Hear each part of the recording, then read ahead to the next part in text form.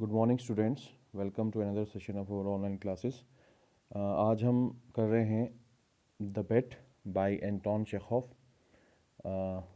Author के बारे में थोड़ा पढ़ लेते हैं। He was born on 29 of January 1860 में वो पैदा हुए 29 ऑफ जनवरी, और 15 जुलाई 1904 को उनकी डेथ हुई। Anton Pavlovich Chekhov was an eminent Russian playwright and a short story writer. ये इनका पूरा नाम एंटोन पेवियोविच चेखोव था। ये रशियन प्ले राइट थे, यानी रशिया के रहने वाले। प्ले राइट का मतलब होता है प्ले लिखने वाले, ड्रामा लिखने वाले और शॉर्ट स्टोरी लिखने वाले राइटर थे। Chekhov studied medicine in Moscow and continued to practice as a physician for many years. उन्होंने मेडिसिन की स्टडी की थी, यानी वो एक MBBS डॉक्टर थे और मेडिकल डॉक्टर थे, और उन्होंने काफ़ी देर तक इसकी प्रैक्टिस भी की मॉस्को में। मॉस्को जो कैपिटल हमारी है इसकी, रशिया की। While in Moscow he began to contribute in short story his short stories to journals. His short stories were full of wit and humor. Later on he started to write plays. और जब Moscow में थे तो उन्होंने क्या किया कि अपनी शॉर्ट स्टोरी जो है वो लिखना स्टार्ट किया जर्नल्स के लिए, यानी जो उस टाइम की मैगजीन्स वगैरह होती थी, या वीकली या मंथली लेटर्स, न्यूज़ लेटर्स होते थे उनमें।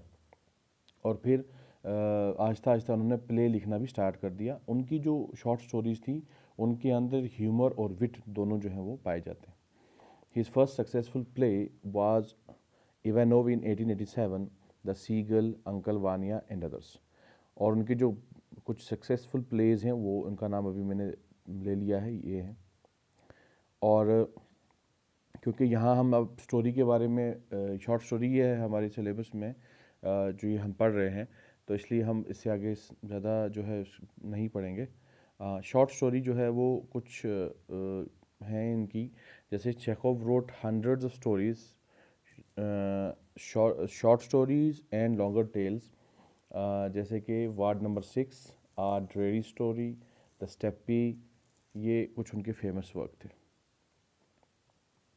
अब हम थोड़ा सा देख लेते हैं इस स्टोरी के बारे में कि द बेट जो है वो स्टोरी क्या है।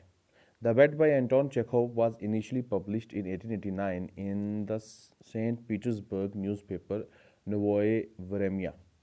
इनकी जो ये कहानी, ये शॉर्ट स्टोरी जो है, ये सबसे पहले पब्लिश हुई थी, यानी शाया हुई थी, छपी थी। कब? 1889 में। सेंट पीटर्सबर्ग एक शहर है, बहुत बड़ा शहर है रशिया का, उसके एक न्यूज़पेपर जिसका नाम था नोवोए व्रेमिया।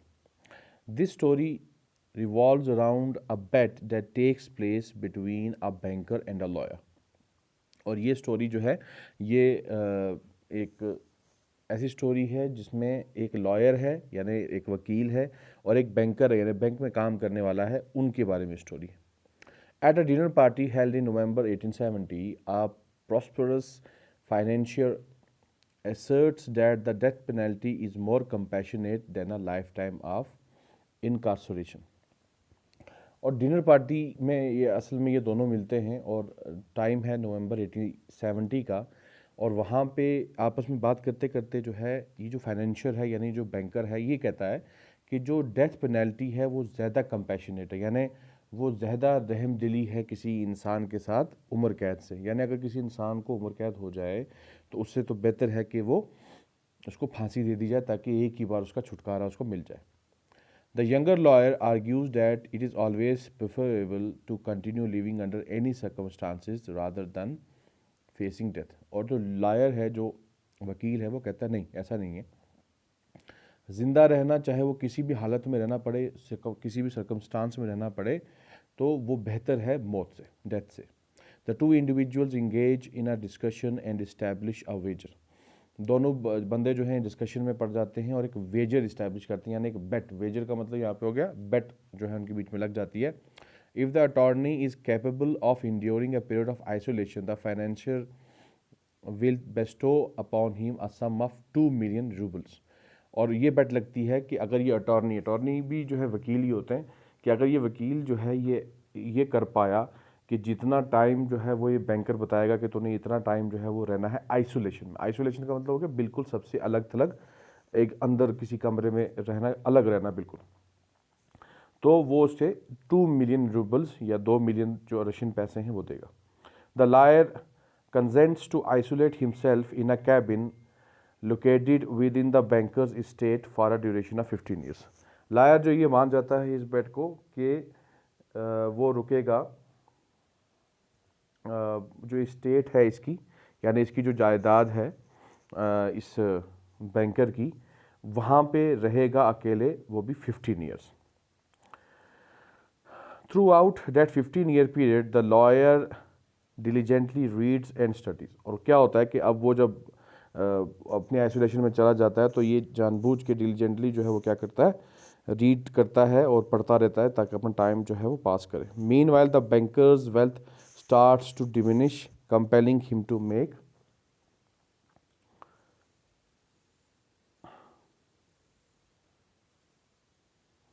N excuse. तो इसमें जो है आहिस्ता आहिस्ता बैंकर की वेल्थ जो है वो ख़त्म होने लगती है और वो अब शायद बहाना कर रहा है। अब उसकी हम समरी देख लेते हैं proper.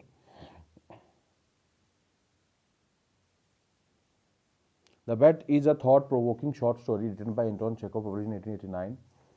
The Liar, it is a tale of a banker and a liar who make a bet with each other about a debate on capital punishment, if life imprisonment is more moral punishment या more better punishment. तो वही इनके बीच में जो है बेट लगती है कि जो हमने पहले पढ़ लिया कि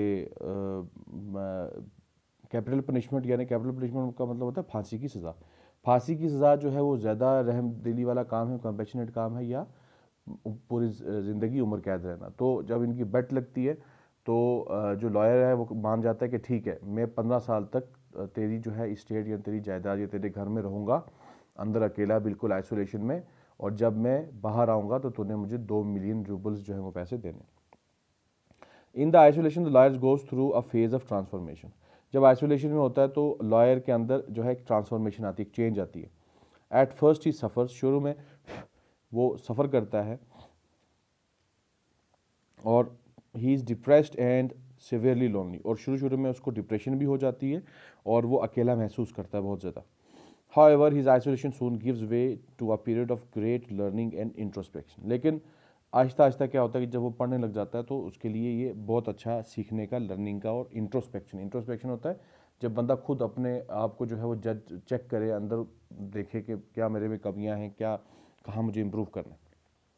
We see him studying vigorously first languages, then science and then philosophical subjects.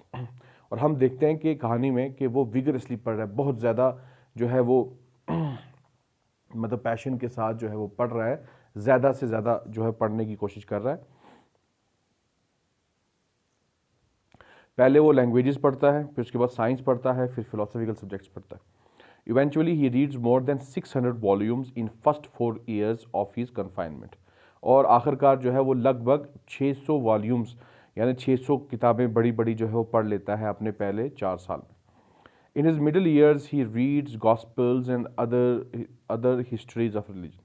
और अगले जो साल में मिडिल साल है, यानी 4 साल के बाद वाला जो पीरियड है 15 साल में से, उसमें वो गॉस्पल्स पढ़ता है, गॉस्पल हो गया बाइबल, और अदर हिस्ट्रीज पढ़ता है रिलीजन की यानी मज़हब की। In the last 2 years of his isolation he returns to science and philosophy. और आखिरी जो साल हैं उसके यानी 14वां और 15वां साल, उसमें वो पढ़ता है साइंस और philosophy. On the other hand, the banker's fortune declines. He goes bankrupt by losing money in stocks. He realizes towards the end of the liar's confinement that be he will be unable to pay that bet. और दूसरी तरफ क्या हो रहा है कि banker की जो है वो फॉर्च्यून यानी जो किस्मत है वो डिक्लाइन कर रही है, यानी और उसके जो फॉर्च्यून, कई बार किस्मत को से भी इसका मायना लिया जाता है और कई बार इससे दौलत से भी मायना लिया जाता है। तो उसकी जो दौलत है वो कम हो रही है, वो बैंक करप्ट हो जाता है यानी दिवालिया हो जाता है। दिवालिया का मतलब होता है कि जब बिल्कुल पैसा ख़त्म हो जाए किसी कंपनी या किसी बंदे के पास हो, क्योंकि उसने जो स्टॉक्स में, शेयर्स में जो पैसे लगाए थे वो सारे उसके ख़त्म हो जाते हैं, उसके स्टॉक्स डूब जाते हैं। अब वो ये रियलाइज़ भी करता है कि ये एहसास भी उसको होता है कि भाई अब तो 14वां-15वां साल है और बैंकर की ये जो हमने बेट लगाई थी लॉयर के साथ मैंने, वो भी ख़त्म होने वाली है। तो मुझे अब उसको 2 मिलियन, अगर उसने पूरी कर ली शर्त, बेट यानी शर्त पूरी कर ली, तो मुझे 2 मिलियन रूबल्स भी उसको देने पड़ेंगे। And if the lawyer wins and he will be completely finished, और अगर लॉयर जो है वो जीत गया तो ये पूरा ख़त्म हो जाएगा, ये सोचता है banker. He plans to kill the lawyer so he will not have to pay the debt, और वो प्लान करता है कि इससे बेहतर है कि मैं लॉयर को जो है मार दूंगा और उससे क्या होगा कि फिर मुझे ये शर्त के पैसे नहीं देने पड़ेंगे। However, on his way to carry out his plan, he finds a note written by lawyer.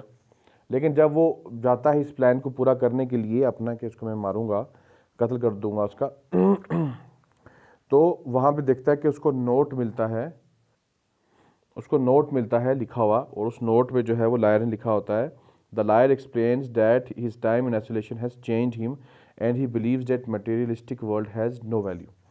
और वो कहता है कि उसमें उसने लिखा होता है कि ये जो आइसोलेशन का मेरा पीरियड था अकेलेपन का, इसने मुझे चेंज कर दिया है, और अब वो मानता है कि ये जो मटेरियलिस्टिक वर्ल्ड है, यानी जिसमें आराम की चीज़ें, गाड़ी, बंगला, ये जो मटेरियलिस्टिक चीज़ें हैं, पैसा, इसमें अब वो बिलीव नहीं करता, क्योंकि उसको पता है इन चीज़ों की वैल्यू नहीं है, इसकी कोई कीमत नहीं है।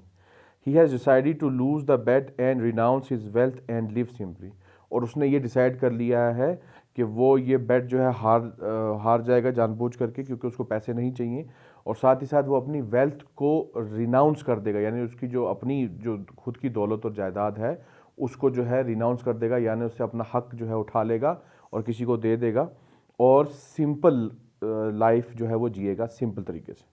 The letter move the banker and he leaves with moist eyes, ये लेटर पढ़ के जो है वो बैंकर जो है उसकी आंखों में आंसू आ जाते हैं। The lawyer emerges as a pure winner in the end, लेकिन हालांकि उसने जानबूझ के ये बेट हारी, लेकिन फिलोसफिकली देखा जाए और मॉरली देखा जाए तो लॉयर ने ये बेट जीत ली।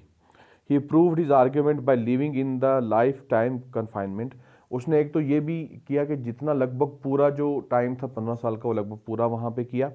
ही loses the bet by living at the last moment and proved himself to be a learned and change human being, उसने पूरा टाइम 15 साल का जो है पूरा किया, सिर्फ कुछ लम्हा पहले जो है वो निकल आया बाहर, ये प्रूव किया उसने कि वो अब एक लर्नड मैन है, यानी इल्म याफ्ता जो है, यानी इल्म और उसके पास है, और उसके पास अब लर्निंग आ गई है, वो लर्नड मैन है, पढ़ा लिखा आदमी है, नॉलेज वाला, और साथ ही साथ अब वो एक चेंज ह्यूमन बींग है, यानी अब वो एक बिल्कुल नया ट्रांसफॉर्म्ड और एक नया जो है वो ह्यूमन बींग बन गया है।